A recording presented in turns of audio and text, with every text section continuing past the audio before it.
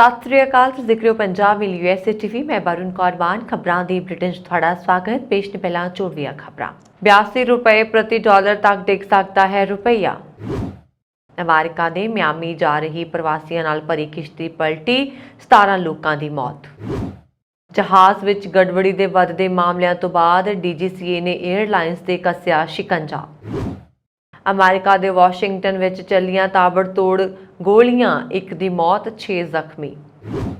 ਛਿੜ ਸਕਦੀ ਹੈ ਹੁਣ ਚੀਨ ਤੇ ਤਾਇਵਾਨ ਦੀ ਜੰਗ। ਅਮਰੀਕੀ ਫੌਜੀ ਅਧਿਕਾਰੀਆਂ ਨੇ ਦਿੱਤੀ ਚੇਤਾਵਨੀ, ਕਿਹਾ ਡਰੈਗਨ ਸਾਡੇ ਸਹਿਯੋਗੀਆਂ ਲਈ ਹੋ ਗਿਆ ਹੈ ਹੋਰ ਖਤਰਨਾਕ।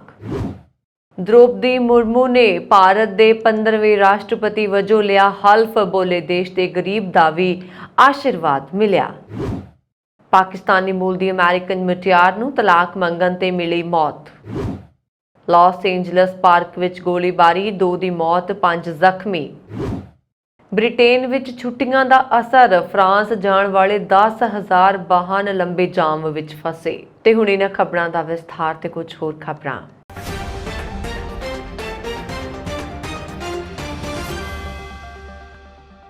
लगातार डिगदा होया रुपया होर डिग सकता है। अर्थशास्त्रियों को उम्मीद है कि इस हफ्ते अमरीकी केंद्री बैंक द्वारा वपारक घाटे नूं वधाउण ते हमलावार दरां विच वाधे कारण रुपया नेड़ले भविख विच होर डिग के 82 रुपए प्रति डॉलर तक पहुंच जाएगा। क्यास लगाए जा रहे हैं कि अमेरिकी केंद्री बैंक फैडरल रिजर्व 26-27 जुलाई की बैठक विच ब्याज दरां विच 0.50 तो लैके 0.75% का वाधा कर सकता है। इस नाल भारत वर्गे उभरदे बाजारां तो विदेशी पूंजी के प्रवाह नूं तेज किया जा सकता है। डॉलर के बहाव ते कच्चे तेल दीआं उच्चियां कीमतां कारण रुपए की कीमत होर डिग सकती है। पिछले हफ्ते रुपया 80.6 प्रति डॉलर के अपने सब तो हेठले पद्धर ते आ गया सी।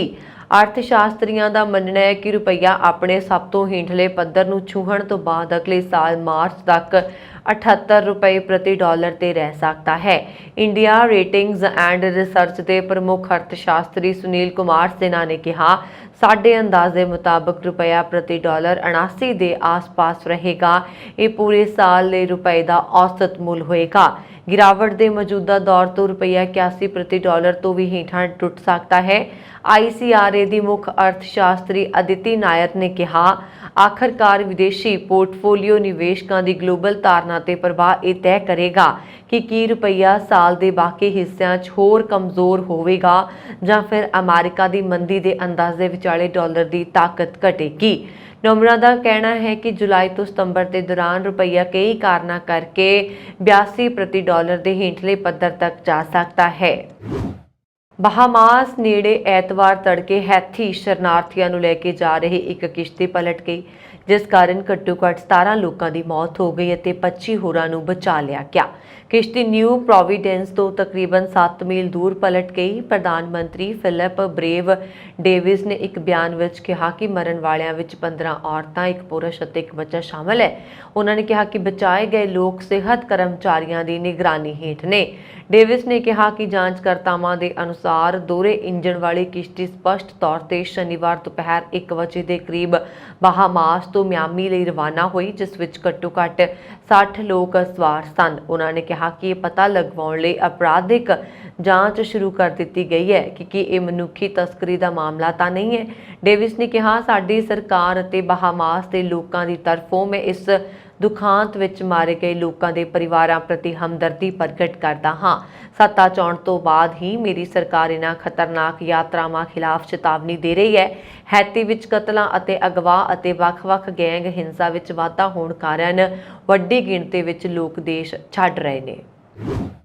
डायरैक्टोरेट जनरल ऑफ सिविल एविएशन ने अचनचेत निरीखण दौरान जहाज़ों की रवानगी तो पहला उन्होंने प्रमाणित करने वाले नाकाफी अते अयोग इंजीनियरिंग कर्मचारियों के मद्देनज़र एयरलाइनस का 2 महीनों का विशेष ऑडिट शुरू किया है। बीते 45 दिनों में भारती एयरलाइनस के जहाज़ों में तकनीकी खराबी दीआं कई घटनावां सामने आईयां ने। इस दे मद्देनज़र DGCA ने पिछले महीने अचनचेत निरीखण किया सी। DGCA के 18 जुलाई के आदेश में कहा गया सी कि उपरोक्त विशेष ऑडिट दौरान हैंगरां अते स्टोरां एयरलाइन एयरलाइन कर्मचारियों द्वारा वरते जाते उपकरण, एयरलाइंस की गुणवत्ता, स्पेयर पार्ट्स की घाट कारण पार्क किए गए जहाज़ों और एयरलाइनों की देखभाल की जाएगी।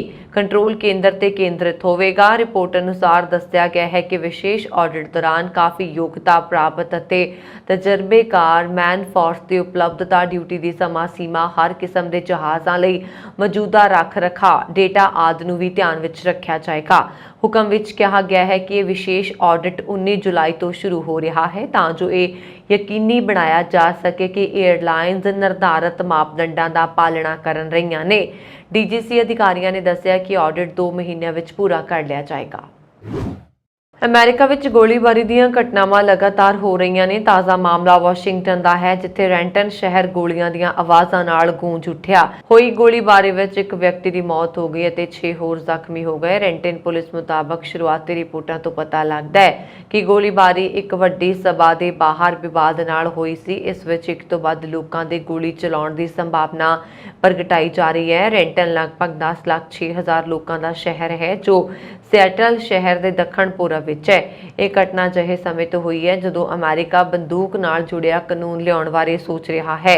एक रिपोर्ट मुताबक इस साल पूरे अमेरिका विच गन वायलेंस दीयां 302 तो वध घटनावां सामने आईयां। अमेरिका विच लगातार वधदी गोलीबारी ते बंदूक हिंसा दीयां घटनावां नाल राष्ट्रपति जो बाइडन भी परेशान ने। उन्होंने कहा सी कि बच्चों ते परिवार की सुरक्षा लई अमेरिका नूं हथियारां ते रोक लगाउण जां उन्हां नूं खरीदण दी उमर 18 तो 21 साल करन दी लोड़ है। इंडो पैसिफिक दौरे दौरान एतवार नूं इंडोनेशिया विच रहे अमेरिका के चोटी के फौजी अधिकारियों ने कहा है कि चीनी फौज पिछले 5 सालों च अमेरिका और उसके सहयोगियों लिए ज्यादा हमलावार और खतरनाक हो गई है। उसनूं ताइवान ते चीनी हमले का डर भी सी। चीन जो इस स्वै शासन वाले टापू नूं अपने खेतर मानता है, भड़काऊ कदम चुकता रहता है। Joint chief of staff general mark मिली ने कहा कि चीनी जहाज़ों द्वारा प्रशांत खेतर विच अमेरिका ते होर भाईवालों दीयां फौजां विच रुकावट पैदा करन दीयां घटनावां विच वाधा होया। मार्क की यात्रा मुख तौर पर खेतर विच चीन तो वध रहे खतरे ते केंद्रित है। इस हफ्ते के अंत विच वो सिडनी ऑस्ट्रेलिया विच इंडो पैसिफिक रखिया मुखियां की मीटिंग विच शामिल होणगे। ये बैठक चीन की वधदी फौजी ताकत और इंडो पैसिफिक नूं मुक्त रखण की जरूरत ते केंद्रित होएगी। इस दौरान चीन ने एक बार फिर बाइडन प्रशासन नूं अमेरिकी प्रतिनिधि सभा की स्पीकर नैंसी पेलोसी की अगस्त विच ताइवान फेरी बारे चेतावनी दी है। रिपोर्ट विच कहा गया है कि इस बार बीजिंग ने पहलां नालों वध सख्त रुख अपनाया। चीन ने भी उसनूं अमेरिका तो पहलां चेतावनी दी है। पिछले दिन चीन ने बाइडन प्रशासन नूं अगस्त विच अमेरिकी प्रतिनिधि सभा की स्पीकर नैंसी पेलोसी की ताइवान की संभावित यात्रा बारे एक निजी चेतावनी जारी की और उन्होंने इस मुद्दे तो दूर रहने लई कहा। दजिक ने यह भी कहा कि जॉइंट चीफ ऑफ स्टाफ की एक वर्चुअल मीटिंग दौरान चीन ने अमेरिका नूं निर्देश दिता सी कि वो ताइवान नूं मिलिटरी सहायता बंद करे, नहीं तो दोवां दे रिश्ते तेजी नाल बिगड़ सकते हैं। चीन ने एक अमेरिकी सैनेटर और ताइवान के राष्ट्रपति वेन विचकार हाल ही विच हुई मुलाकात वाल भी इशारा किया सी। द्रौपदी मुर्मू ने भारत के 15वें राष्ट्रपति वजों सौं चुकी है। मुर्मू राष्ट्रपति बनने वाले देश के पहले आदिवासी औरत ने।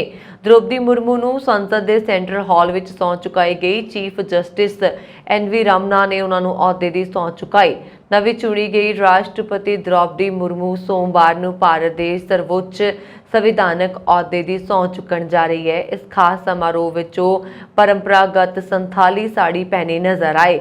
उन्हां दी भाभी शुक्री टुडू इस साड़ी नाल भुवनेश्वर तो दिल्ली पहुंचे सी। शुक्री द्रौपदी दे भरा तरिनसेन टुडू की पत्नी ने। शुक्री अपने परिवार नाल मयूरभंजन जिले के पिंड अपर वेदा विच रहिंदे ने। दिल्ली लई रवाना होने तो पहला उन्होंने कहा सी कि द्रौपदी दिल्ली लई उड़ीसा के रवायती और प्रसिद्ध अखाड़ा पीठ भी लै रहे ने। संथाली औरतां खास मौकों ते इस साड़ी नूं पहनदियां ने। संथाली साड़ियां दे दोवें पासे इक्को डिजाइन दे नाल सूखम कढ़ाई हुंदी है। सौं चुक समागम विच सरकार और समाज के चुने हुए हस्तियां तो इलावा द्रौपदी मुर्मू के परिवारक मैंबर भी मौजूद रहे। मुर्मू की बेटी इतरशी और उन्हां दी पति गणेश हेबर है उन्हां दे पति भी मौजूद रहे। चुने गए राष्ट्रपति के नाल रह रहे ने। भाजपा के एक सीनियर नेता ने कहा कि चुने गए राष्ट्रपति के परिवार के केवल 4 मैंबर भरा भाभी धी ते जवाई सौं चुक समागम विच शामिल होणगे। ਪਾਕਿਸਤਾਨੀ ਮੂਲ ਦੀ 29 ਸਾਲਾ ਸਾਨੀਆ ਖਾਨ ਦਾ ਅਮਰੀਕਾ ਦੇ ਸ਼ਹਿਰੀ ਸ਼ਿਕਾਗੋ ਵਿੱਚ ਉਸਦੇ ਪਤੀ ਨੇ ਕਤਲ ਕਰ ਦਿੱਤਾ। ਮੀਡੀਆ ਰਿਪੋਰਟਾਂ ਮੁਤਾਬਕ ਸੋਨੀਆ ਨੇ ਸੋਸ਼ਲ ਮੀਡੀਆ ਤੇ ਆਪਣੇ ਤਲਾਕ ਬਾਰੇ ਖੁੱਲ੍ਹ ਕੇ ਗੱਲ ਕੀਤੀ। ਪੁਲਿਸ ਰਿਪੋਰਟ ਦੇ ਅਨੁਸਾਰ ਪਾਕਿਸਤਾਨੀ ਅਮਰੀਕੀ ਸਾਨੀਆ ਖਾਨ ਨੂੰ ਹਾਲ ਹੀ ਵਿੱਚ ਸ਼ਿਕਾਗੋ ਲਿਜਾਇਆ ਗਿਆ ਸੀ, ਜਿੱਥੇ ਉਸਨੂੰ ਉਸਦੇ ਸਾਬਕਾ ਪਤੀ ਰਾਹਿਲ ਅਹਿਮਦ ਨੇ ਕਥਿਤ ਤੌਰ ਤੇ ਗੋਲੀ ਮਾਰ ਦਿੱਤੀ ਸੀ, ਜੋ ਅਲਫਾਰੇਟਾ ਵਿੱਚ ਆਪਣੇ ਘਰ ਤੋਂ ਯਾਤਰਾ ਕਰ ਰਿਹਾ ਸੀ। ਪਾਕਿਸਤਾਨ ਦੇ ਅਖਬਾਰ ਡੌਨ ਨੇ ਖਬਰ ਦਿੱਤੀ ਹੈ ਕਿ ਸਾਨੀਆ ਦੇ ਪਿਤਾ ਹੈਦਰ ਫਾਰੂਕ ਖਾਨ ਨੇ ਵੀਰਵਾਰ ਨੂੰ ਆਪਣੀ ਬੇਟੀ ਦੇ ਫੇਸਬੁੱਕ ਪੇਜ ਤੇ ਇੱਕ ਸੰਖੇਪ ਘੋਸ਼ਣਾ ਪੋਸਟ ਕੀਤੀ। ਉਹਨਾਂ ਨੇ ਪੋਸਟ ਵਿੱਚ ਲਿਖਿਆ, ਮੇਰੀ ਵੱਡੀ ਬੇਟੀ ਸਾਨੀਆ ਖਾਨ ਦਾ ਦੇਹਾਂਤ ਹੋ ਗਿਆ।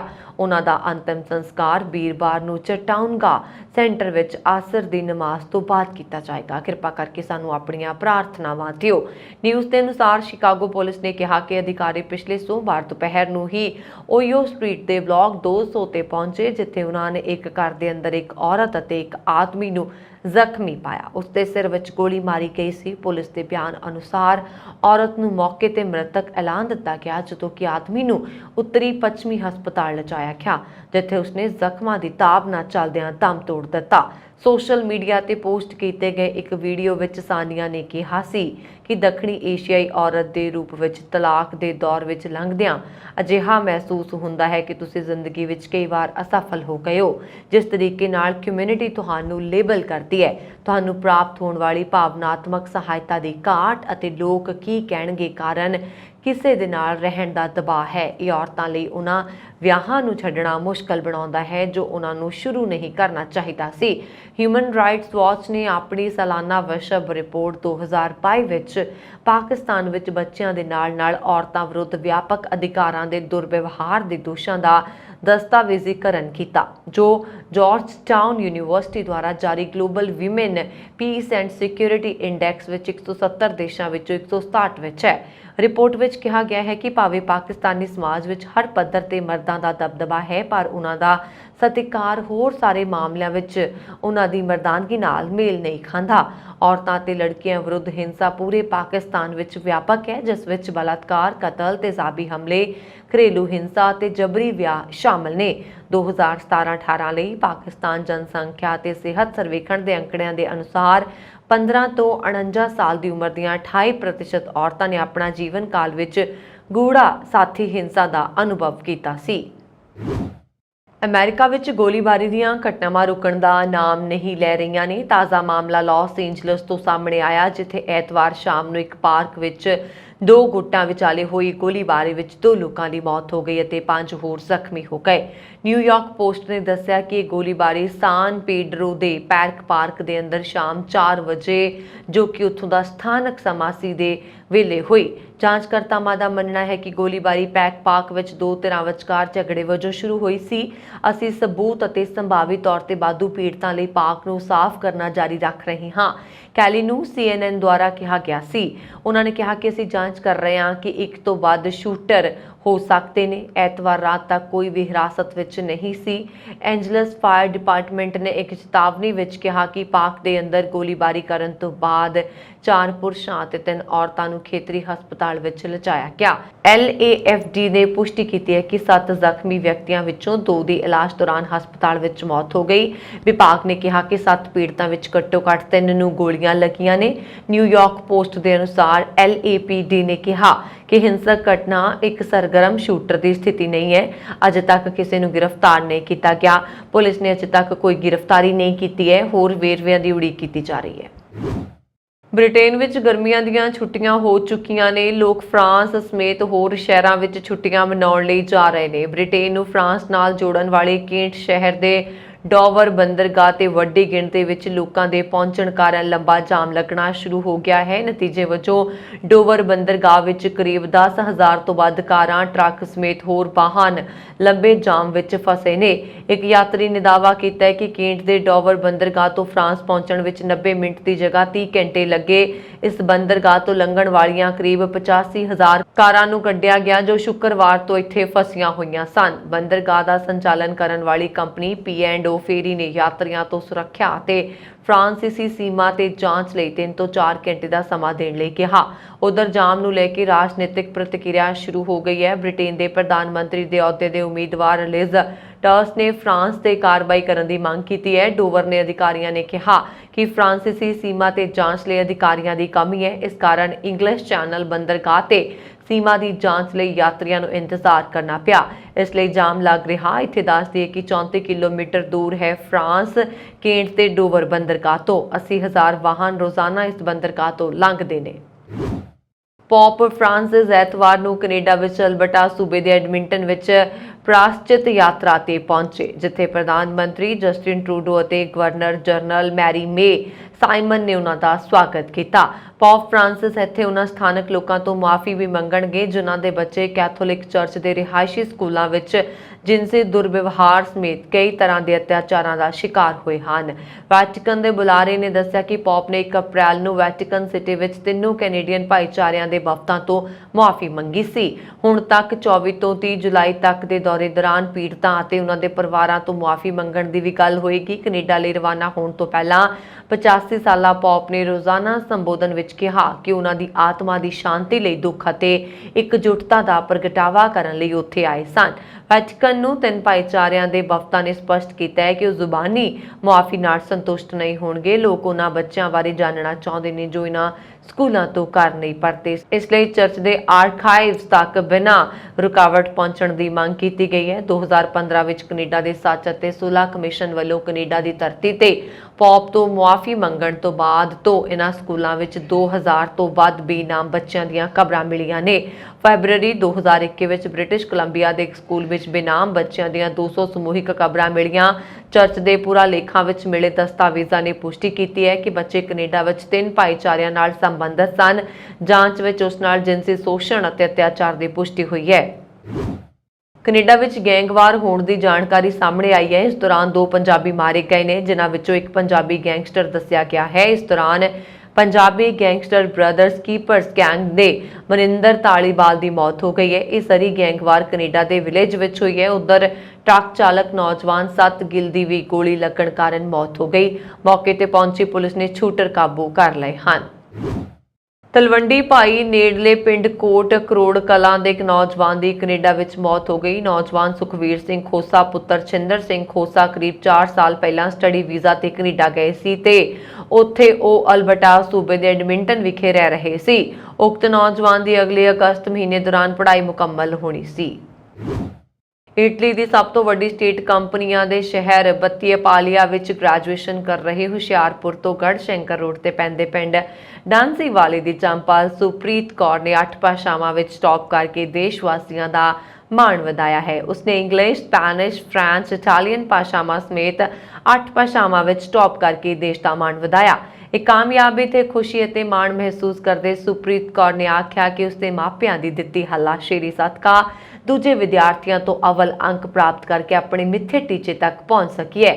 ਸੁਪ੍ਰੀਤ ਨੇ ਪ੍ਰੈਸ ਨਾਲ ਗੱਲਬਾਤ ਕਰਦਿਆਂ ਕਿਹਾ ਕਿ ਇਟਲੀ ਵਿੱਚ ਸਥਾਨਕ ਭਾਸ਼ਾ ਇਟਾਲੀਅਨ ਨੂੰ ਜ਼ਿਆਦਾ ਤਰਜੀਹ ਹੋਣ ਕਾਰਨ ਪੜ੍ਹਾਈ ਦੇ ਸ਼ੁਰੂਆਤੀ ਦੌਰ ਵਿੱਚ ਕਾਫੀ ਮੁਸ਼ਕਲ ਦਾ ਸਾਹਮਣਾ ਕਰਨਾ ਪਿਆ ਸੀ, ਪਰ ਅੱਜ ਜਦ ਉਸਨੇ ਆਪਣਾ ਨਤੀਜਾ ਵੇਖਿਆ ਤਾਂ ਬਹੁਤ ਖੁਸ਼ੀ ਮਹਿਸੂਸ ਹੋ ਰਹੀ ਹੈ। ਆਪਣੀ ਬੇਟੀ ਦੀ ਕਾਮਯਾਬੀ ਤੇ ਖੁਸ਼ੀ ਸਾਂਝੀ ਕਰਦਿਆਂ ਪਿਤਾ ਸੁਲਿੰਦਰ ਸਿੰਘ ਡਾਂਸੀਵਾਲਾ ਨੇ ਆਖਿਆ ਕਿ ਜਿਸ ਤਰ੍ਹਾਂ ਮਿਹਨਤ ਕਰਕੇ ਇਟਲੀ ਆਏ ਹਜ਼ਾਰਾਂ ਮਾਵਾਂ ਦੇ ਪੁੱਤਾਂ ਨੇ ਪਿੱਛੇ ਪੰਜਾਬ ਵਿੱਚ ਰਹਿੰਦੇ ਆਪਣੇ ਘਰਾਂ ਦੇ ਆਰਥਿਕ ਪੱਖੋਂ ਹਾਲਾਤ ਬਦਲੇ ਸਨ, ਸ਼ਾਇਦ ਹੁਣ ਉਸੇ ਤਰ੍ਹਾਂ ਪੰਜਾਬੀਆਂ ਦੀ ਦੂਜੀ ਪੀੜ੍ਹੀ ਦੇ ਬੱਚੇ ਇਸ ਦੇਸ਼ ਵਿੱਚ ਉੱਚ ਅਹੁਦਿਆਂ ਤੇ ਵਿਰਾਜਮਾਨ ਹੋ ਕੇ ਦੇਸ਼ ਦਾ ਮਾਣ ਵਧਾਉਂਦੇ ਹੋਏ ਸਾਡੀ ਅਗਵਾਈ ਕਰਨਗੇ। ਉਹ ਆਪਣੀ ਧੀ ਦੀ ਇਸ ਪ੍ਰਾਪਤੀ ਤੋਂ ਬਹੁਤ ਜ਼ਿਆਦਾ ਖੁਸ਼ ਹਨ। रूस ਤੇ यूक्रेन ਵਿਚਾਲੇ ਜੰਗ ਜਾਰੀ ਹੈ। यूक्रेनी शहर खंडर ਚ ਤਬਦੀਲ ਹੋ ਰਹੇ ਨੇ। ਦੇਸ਼ ਦੇ ਢਾਂਚੇ ਨੂੰ ਕਾਫੀ ਨੁਕਸਾਨ ਹੋਇਆ। ਜੰਗ ਕਾਰਨ ਦੁਨੀਆ ਵਿੱਚ ਖਾਸ ਸੰਕਟ ਖਾਦ ਸੰਕਟ ਪੈਦਾ ਹੋ ਗਿਆ। ਦੁਨੀਆ ਨੂੰ ਇਸ ਸੰਕਟ ਤੋਂ ਕੱਢਣ ਲਈ 23 ਜੁਲਾਈ ਨੂੰ ਰੂਸ ਯੂਕਰੇਨ ਨੇ ਅਨਾਜ ਨਿਰਯਾਤ ਸਮਝੌਤਾ ਕੀਤਾ, ਪਰ ਰੂਸ ਆਪਣੀਆਂ ਹਰਕਤਾਂ ਤੋਂ ਬਾਜ਼ ਨਹੀਂ ਆਇਆ। ਰੂਸੀ ਸੈਨਾ ਨੇ ਸਮਝੌਤੇ ਤੇ ਸਾਈਨ ਕਰਨ ਦੇ 12 ਘੰਟੇ ਬਾਅਦ ਹੀ ਉੜੀਸਾ ਦੇ ਇੱਕ ਪੋਰਟ ਤੇ ਹਮਲਾ ਕਰ ਦਿੱਤਾ। ਸਮਝੌਤੇ ਤਹਿਤ ਇਹ ਤੈਅ ਹੋਇਆ ਸੀ ਕਿ ਰੂਸੀ ਫੌਜ यूक्रेन ਦੇ ਬੰਦਰਗਾਹਾਂ ਤੇ ਹਮਲਾ ਨਹੀਂ ਕਰੇਗੀ, ਪਰ ਰੂਸ ਨੇ ਉੜੀਸਾ ਪੋਰਟ ਤੇ ਮਿਜ਼ਾਈਲ ਨਾਲ ਹਮਲਾ ਕਰ ਦਿੱਤਾ। ਯੂਕਰੇਨ ਦੁਨੀਆ ਵਿੱਚ ਕਣਕ ਦਾ ਸਭ ਤੋਂ ਵੱਡਾ ਐਕਸਪੋਰਟਰ ਹੈ। ਕਣਕ ਦੇ ਇਲਾਵਾ ਯੂਕਰੇਨ ਅਨਾਜ, ਤੇਲ ਤੇ ਬੀਜਾਂ ਦਾ ਨਿਰਯਾਤ ਕਰਦਾ ਹੈ। ਬੰਦਰਗਾਹ ਸ਼ਹਿਰ ਉੜੀਸਾ ਤੋਂ ਮਾਲ ਦੀ ਲਦਾਈ ਹੁੰਦੀ ਹੈ। ਯੁੱਧ ਤੋਂ ਬਾਅਦ ਤੋਂ ਰੂਸ ਨੇ ਬਲੈਕ ਸੀ ਦੇ ਕਿਨਾਰੇ ਵਸੇ ਬੰਦਰਗਾਹ ਸ਼ਹਿਰਾਂ ਦੀ ਨਾਕੇਬੰਦੀ ਕਰ ਦਿੱਤੀ ਸੀ। ਗ੍ਰੈਂਡ ਐਕਸਪੋਰਟ ਡੀਲ ਦੇ ਬਾਅਦ ਬਲੈਕ ਸੀ ਦੇ ਰਸਤੇ ਅਨਾਜ ਦਾ ਨਿਰਯਾਤ ਫਿਰ ਤੋਂ ਸ਼ੁਰੂ ਹੋਇਆ। ਅਨਾਜ ਦੀ ਲਦਾਈ ਹੋ ਰਹੀ ਸੀ ਕਿ ਮਿਜ਼ਾਈਲ ਨਾਲ ਹਮਲਾ ਹੋ ਗਿਆ। ਯੂਕਰੇਨ ਦੇ ਰਾਸ਼ਟਰਪਤੀ ਵਲਾਦੀਮੀਰ ਜ਼ੈਲੈਂਸਕੀ ਨੇ ਇਸ ਨੂੰ ਕਿਹਾ ਕਿ ਰੂਸ ਤੇ ਭਰੋਸਾ ਨਹੀਂ ਕੀਤਾ ਜਾ ਸਕਦਾ। ਇਹ ਸਬੂਤ ਹੈ ਕਿ ਰੂਸ ਜੋ ਵਾਅਦੇ ਕਰਦਾ ਹੈ ਉਸ ਨੂੰ ਨਿਭਾਉਂਦਾ ਨਹੀਂ ਹੈ। ਯੂਕਰੇਨ ਦੀਆਂ ਬੰਦਰਗਾਹਾਂ ਤੇ ਹਮਲਾ ਨਾ ਕਰਨ ਦੇ ਨਾਲ-ਨਾਲ ਇਹ ਵੀ ਤੈਅ ਕੀਤਾ ਗਿਆ ਕਿ ਤੁਰਕੀ ਅਤੇ ਸੰਯੁਕਤ ਰਾਸ਼ਟਰ ਜਹਾਜ਼ਾਂ ਦਾ ਨਿਰੀਖਣ ਕਰਨਗੇ। ਇਹ ਯਕੀਨੀ ਬਣਾਏਗਾ ਕਿ ਰੂਸੀ ਹਥਿਆਰਾਂ ਨੂੰ ਯੂਕਰੇਨ ਵਿੱਚ ਨਾ ਲਿਆਂਦਾ ਜਾਏ।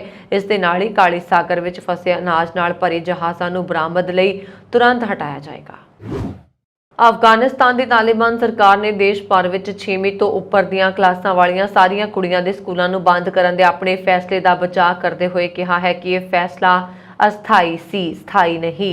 ਖਲੀਜ ਟਾਈਮਜ਼ ਨੇ ਐਤਵਾਰ ਨੂੰ ਆਪਣੀ ਰਿਪੋਰਟ ਵਿੱਚ ਇਹ ਜਾਣਕਾਰੀ ਦਿੱਤੀ। ਅਫਗਾਨਿਸਤਾਨ ਦੇ ਵਿਦੇਸ਼ ਮੰਤਰਾਲਾ ਦੇ ਬੁਲਾਰੇ ਅਬਦੁਲ ਕਹਿਰ ਬਲਖੀ ਨੇ ਕਿਹਾ ਕਿ ਕੁੜੀਆਂ ਦੇ ਸਕੂਲਾਂ ਤੇ ਇਹ ਪਾਬੰਦੀਆਂ ਅਸਥਾਈ ਨੇ, ਸਥਾਈ ਨਹੀਂ ਹਨ।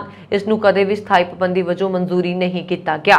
ਇਸ ਮਾਮਲੇ ਵਿੱਚ ਦੁਨੀਆ ਭਰ ਵਿੱਚ ਆਲੋਚਨਾ ਦਾ ਸ਼ਿਕਾਰ ਹੋ ਰਹੀ ਅਫਗਾਨਿਸਤਾਨ ਦੀ ਤਾਲਿਬਾਨ ਸਰਕਾਰ ਦੇ ਪੱਖ 'ਚ ਦਲੀਲ ਦਿੰਦੇ ਹੋਏ ਵਿਦੇਸ਼ ਮੰਤਰਾਲਾ ਦੇ ਬੁਲਾਰੇ ਨੇ ਕਿਹਾ ਕਿ ਜ਼ਿਆਦਾਤਰ ਅਫਗਾਨ ਲੋਕਾਂ ਦੀ ਸਿੱਖਿਆ ਤੇ ਔਰਤਾਂ ਨੂੰ ਲੈ ਕੇ ਸੋਚ ਬਹੁਤ ਜ਼ਿਆਦਾ ਸਖਤ ਰਹੀ ਹੈ। ਇਸ ਕਾਰਨ ਕੁੜੀਆਂ ਦੇ ਸਕੂਲ ਬੰਦ ਕਰ ਦਿੱਤੇ ਗਏ ਨੇ। ਸਮਾਜ ਦਾ ਇੱਕ ਵੱਡਾ ਵਰਗ ਔਰਤਾਂ ਬਾਰੇ ਬਹੁਤ ਸੋਚਦਾ ਹੈ ਕਿ ਔਰਤਾਂ ਕੀ ਕਰ ਸਕਦੀਆਂ ਨੇ ਅਤੇ ਕੀ ਨਹੀਂ ਕਰ ਸਕਦੀਆਂ ਤੇ ਇਸ ਨੂੰ ਧਿਆਨ ਵਿੱਚ ਰੱਖਦਿਆਂ ਸਰਕਾਰ ਇੱਕ ਸਮਝ ਪੈਦਾ ਕਰਨ ਦੀ ਕੋਸ਼ਿਸ਼ ਕਰ ਰਹੀ ਹੈ ਤੇ ਅਜਿਹਾ ਹੌਲੀ-ਹੌਲੀ ਕੀਤਾ ਜਾ ਰਿਹਾ। ਇਹ ਉਹਨਾਂ ਲਈ ਹੈ ਜੋ ਕਿਸੇ ਅਫਗਾਨ ਨਾਗਰਿਕ ਜਾਂ ਵਿਅਕਤੀ ਦੇ ਕੁਝ ਬੁਨਿਆਦੀ ਇਸਲਾਮੀ ਅਧਿਕਾਰਾਂ ਅਤੇ ਮਨੁੱਖੀ ਅਧਿਕਾਰਾਂ ਨੂੰ ਨਹੀਂ ਸਮਝਦੇ ਨੇ। ਇਹ ਅਜਿਹੇ ਲੋਕਾਂ ਨੂੰ ਸਮਝਾਉਣ ਲਈ ਹੈ। ਇਸ ਦਾ ਕਾਰਨ ਸਮਾਜ ਦੇ ਉਸ ਹਿੱਸੇ ਵਿੱਚ ਗਿਆਨ ਦੀ ਘਾਟ ਹੈ। ਕੇਂਦਰੀ ਸੱਭਿਆਚਾਰਕ ਮੰਤਰਾਲਾ ਨੇ ਜਲਿਆਂਵਾਲੇ ਬਾਗ ਦੇ ਸ਼ਹੀਦੀ ਖੂਹ ਦਾ ਖੁੱਲਾ ਉੱਪਰਲਾ ਹਿੱਸਾ ਹੋਵੇਗਾ ਬੰਦ। ਜੀ ਹਾਂ, ਸੈਲਾਨੀ ਹੁਣ ਨਹੀਂ ਪਾ ਸਕਣਗੇ ਪੈਸੇ। ਸੱਭਿਆਚਾਰਕ ਮੰਤਰਾਲਾ ਨੇ ਜਲਿਆਂਵਾਲੇ ਬਾਗ ਦੇ ਸ਼ਹੀਦੀ ਖੂਹ ਵਿੱਚ ਪੈਸੇ ਪਾਉਣ ਤੇ ਪਾਬੰਦੀ ਲਗਾ ਦਿੱਤੀ ਹੈ। ਇਸ ਦੇ ਲਈ ਖੂਹ ਦੇ ਖੁੱਲੇ ਉੱਪਰਲੇ ਹਿੱਸੇ ਨੂੰ ਬੰਦ ਕਰ ਦਿੱਤਾ ਜਾਏਗਾ। ਸ਼ਹੀਦਾਂ ਦੇ ਸਨਮਾਨ ਵਿੱਚ ਲੋਕ ਇੱਥੇ ਪੈਸੇ ਪਾਉਂਦੇ ਸਨ। ਜਲਿਆਂਵਾਲੇ ਬਾਗ ਵਿੱਚ ਵੀ ਸ਼ਹੀਦਾਂ ਨੂੰ ਸ਼ਰਧਾਂਜਲੀ ਦੇਣ ਸਮੇਂ ਦੇਸ਼ ਵਿਦੇਸ਼ ਤੋਂ ਆਉਣ ਵਾਲੇ ਸੈਲਾਨੀ ਅਕਸਰ ਖੂਹ ਵਿੱਚ ਪੈਸੇ ਪਾਉਂਦੇ ਸਨ। ਦੱਸ ਦਈਏ ਕਿ 2019 ਵਿੱਚ ਜਲਿਆਂਵਾਲੇ ਬਾਗ ਕਤਲੇਆਮ ਦੀ ਸ਼ਤਾਬਦੀ ਦੇ ਸੰਦਰਭ ਵਿੱਚ ਕੇਂਦਰ ਸਰਕਾਰ ਨੇ ਇਸ ਨੂੰ ਨਵਾਂ ਰੂਪ ਦਿੱਤਾ ਹੈ। ਇਸ ਦੇ ਨਾਲ ਹੀ ਖੂਹ ਦੀ ਦਿੱਖ ਵੀ ਬਦਲ ਦਿੱਤੀ ਗਈ ਹੈ ਤੇ ਇਸ ਦੀਆਂ ਕੰਧਾਂ ਉੱਚੀਆਂ ਕੀਤੀਆਂ ਗਈਆਂ ਤੇ ਖੁੱਲੀਆਂ ਖਿੜਕੀਆਂ ਨੂੰ ਸ਼ੀਸ਼ੇ ਦਿੱਤੇ ਗਏ। ਪਰ ਉੱਪਰਲੇ ਹਿੱਸੇ ਤੇ ਕਰੀਬ 2 ਫੁੱਟ ਜਗ੍ਹਾ ਖੁੱਲੀ ਛੱਡ ਦਿੱਤੀ ਗਈ ਹੈ ਤੇ ਲੋਕਾਂ ਨੇ ਉਸ ਤੋਂ ਪੈਸੇ ਕੱਢ ਲਏ। ਨਵੀਨੀਕਰਨ ਤੋਂ ਬਾਅਦ ਬਾਗ 28 ਅਗਸਤ 2021 ਨੂੰ ਖੋਲ੍ਹਿਆ ਗਿਆ ਸੀ। ਉਦੋਂ ਤੋਂ ਬਾਗ ਵਿੱਚੋਂ 8 ਲੱਖ ਰੁਪਏ ਕਢਵਾ ਕੇ ਜਲਿਆਂਵਾਲਾ ਬਾਗ ਯਾਦਗਾਰੀ ਟਰਸਟ ਦੇ ਖਾਤੇ ਵਿੱਚ ਜਮ੍ਹਾਂ ਕਰਵਾਏ ਜਾ ਚੁੱਕੇ ਹਨ। ਜੇਲ੍ਹਾਂ ਵਿੱਚ ਨਸ਼ਿਆਂ ਨੂੰ ਰੋਕਣ ਲਈ ਸੂਬੇ ਦੀਆਂ ਸਾਰੀਆਂ ਜੇਲ੍ਹਾਂ ਵਿੱਚ ਬੰਦ ਮੁਲਜ਼ਮਾਂ ਦੇ ਡੋਪ ਟੈਸਟ ਕਰਵਾਏ ਜਾ ਰਹੇ ਨੇ। ਪੰਜਾਬ ਦੇ ਵਿੱਚ ਪਹਿਲੇ ਪੜਾਅ ਵਿੱਚ ਨਾਭਾ, ਮਾਨਸਾ, ਬਰਨਾਲਾ, ਮਲੇਰਕੋਟਲਾ, ਫਾਜ਼ਿਲਕਾ, ਹੁਸ਼ਿਆਰਪੁਰ ਦੀਆਂ ਜੇਲ੍ਹਾਂ ਵਿੱਚ ਬੰਦ ਕੈਦੀਆਂ ਤੇ ਹਵਾਲਾਤੀਆਂ ਦੇ ਡੋਪ ਟੈਸਟ ਕੀਤੇ ਗਏ। ਇਸ ਮੁਹਿੰਮ ਤਹਿਤ ਅੰਮ੍ਰਿਤਸਰ ਦੀ ਕੇਂਦਰੀ ਜੇਲ੍ਹ ਵਿੱਚ ਸਿਹਤ ਵਿਭਾਗ ਵੱਲੋਂ ਡੋਪ ਟੈਸਟ ਕਰਵਾਏ ਗਏ। ਲਗਭਗ 4000 ਕੈਦੀਆਂ ਦੇ ਇਸ ਜੇਲ੍ਹ ਵਿੱਚ ਇੱਕ ਦਿਨ ਦੀ 1900 ਕੈਦੀਆਂ ਦੇ ਟੈਸਟ ਹੋਏ, ਜਿਨ੍ਹਾਂ ਦੀ ਰਿਪੋਰਟ ਸ਼ਨੀਵਾਰ ਰਾਤ ਨੂੰ ਤਿਆਰ ਹੋ ਗਈ ਸੀ ਅਤੇ ਐਤਵਾਰ ਸਵੇਰੇ ਇਸ ਰਿਪੋਰਟ ਨੇ ਸਾਰਿਆਂ ਨੂੰ ਹੈਰਾਨ ਕਰ ਦਿੱਤਾ। ਜੇਲ੍ਹ ਵਿੱਚ ਸਭ ਨੂੰ ਵੱਧ ਤੋਂ ਵੱਧ ਸੁਰੱਖਿਅਤ ਕਿਹਾ ਜਾਂਦਾ ਹੈ। ਉਸਨੇ ਅੰਦਰ 50% ਕੈਦੀ ਨਸ਼ੇ ਦੇ ਆਦੀ ਨੇ। ਜਾਣਕਾਰੀ ਮੁਤਾਬਕ ਕੁਝ ਦਿਨ ਪਹਿਲਾਂ ਪੰਜਾਬ ਹਰਿਆਣਾ ਹਾਈ ਕੋਰਟ ਨੇ ਹੁਕਮ ਦਿੱਤੇ ਸਨ ਕਿ ਸੂਬੇ ਦੀਆਂ ਜੇਲ੍ਹਾਂ ਵਿੱਚ ਬੰਦ ਕੈਦੀਆਂ ਦੇ ਡੋਪ ਟੈਸਟ ਕਰਵਾਏ ਜਾਣ। ਜੇਲ੍ਹਾਂ ਦੇ ਅੰਦਰ ਨਸ਼ਾ ਜਾਂ ਫੋਨ ਆਦਿ ਨਾ ਜਾ ਸਕੇ, ਇਸ ਲਈ ਕੋਸ਼ਿਸ਼ਾਂ ਜਾਰੀ ਨੇ। ਬੀਤੇ ਸਾਲ ਜੇਲ੍ਹਾਂ ਅੰਦਰ CRPF ਦੀ ਤਾਇਨਾਤ ਕੀਤੀ ਗਈ ਸੀ, ਪਰ ਇਸ ਦੇ ਬਾਵਜੂਦ ਨਸ਼ਾ ਅੰਦਰ ਜਾਣ ਤੋਂ ਨਹੀਂ ਰੋਕ ਸਕਿਆ। ਸਿਹਤ ਵਿਭਾਗ ਨੇ ਸਵੇਰੇ 9 ਤੋਂ ਦੁਪਹਿਰ 2 ਵਜੇ ਤੱਕ ਟੈਸਟਾਂ ਲਈ ਸੈਂਪਲ ਲਏ। 4000 ਕੈਦੀਆਂ ਵਿੱਚੋਂ 1900 ਕੈਦੀਆਂ ਦੇ ਯੂਰਿਨ ਦਾ ਸੈਂਪਲਾਂ ਦੀ ਰਿਪੋਰਟ ਆ ਗਈ ਹੈ, ਜੋ ਹੈਰਾਨ ਕਰਨ ਵਾਲੀ ਸੀ। 1900 ਵਿੱਚੋਂ ਕਰੀਬ 900 ਕੈਦੀ ਅਜਿਹੇ ਨੇ ਜਿਨ੍ਹਾਂ ਦੀ ਰਿਪੋਰਟ ਪੋਜ਼ਿਟਿਵ ਆਈ ਹੈ। ਇਹ ਸਨ ਹੁਣ ਤੱਕ ਦੀਆਂ ਖਬਰਾਂ। ਮੈਨੂੰ ਬਰੁਨ ਕੌਰ ਮਾਨ ਨੂੰ ਦਿਓ ਆਗਿਆ। ਹੋਰ ਖਬਰਾਂ ਦੇ ਲਈ ਸਾਡਾ YouTube ਚੈਨਲ ਪੰਜਾਬ ਮੇਲ USA TV ਜ਼ਰੂਰ ਸਬਸਕ੍ਰਾਈਬ ਕਰੋ। ਸਤਿ ਸ੍ਰੀ ਅਕਾਲ।